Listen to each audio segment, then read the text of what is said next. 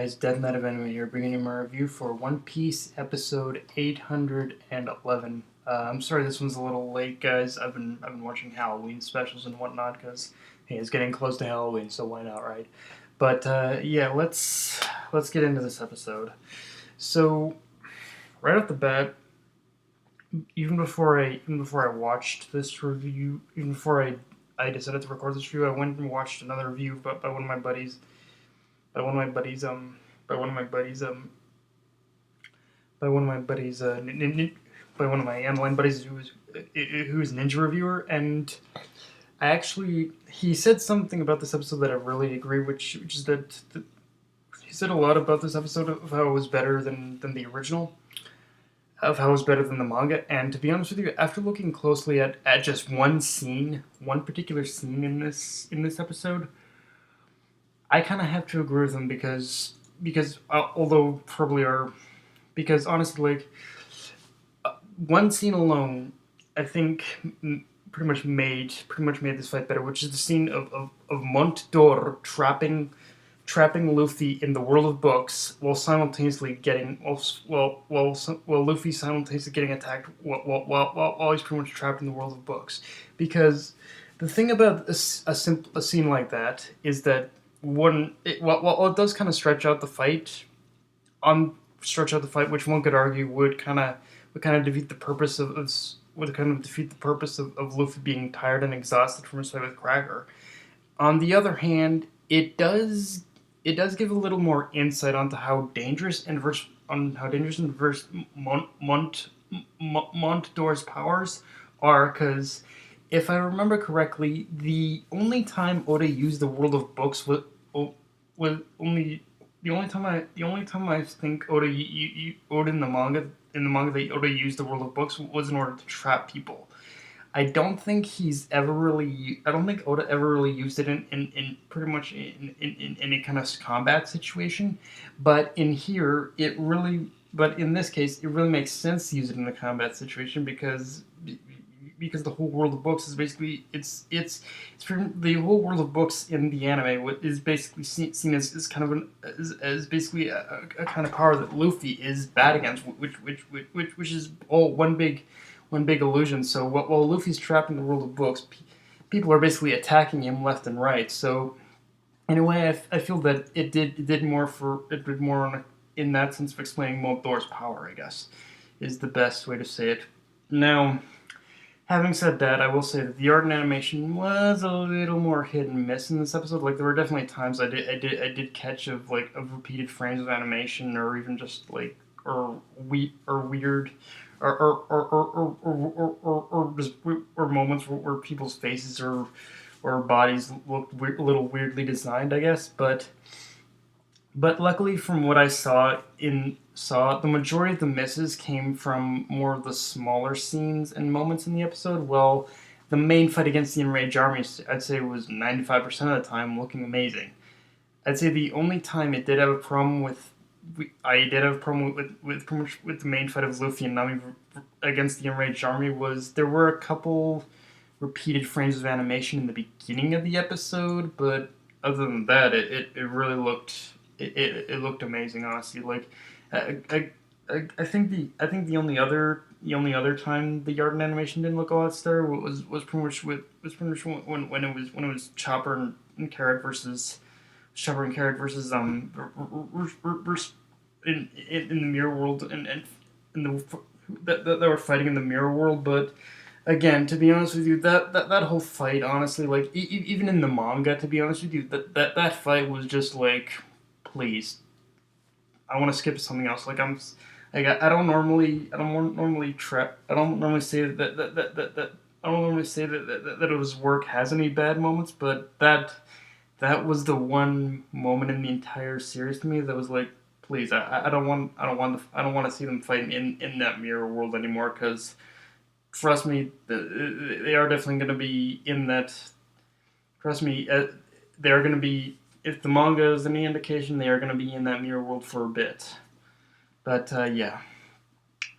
And so by the end of this episode, Luffy and Nami So near the end of the episode, the Enraged Army has basically defeated Luffy and Nami. They basically captured them, and and the Enraged Army learns that Luffy and Nami have had an encounter, or not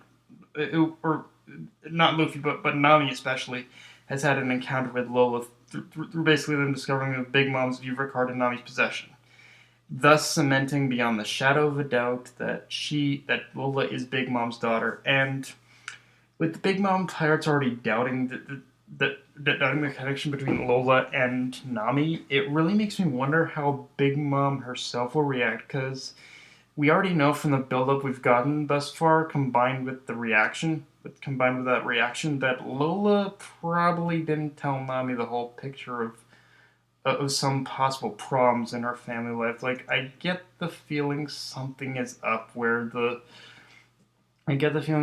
something is up where probably where Big Mom where the relationship between Lola and Big Mom, probably especially, isn't as hunky dory and happy go lucky as people as what specifically Lola had painted it out to be. Like, something, if the especially if the preview is any indication, I get the feeling that we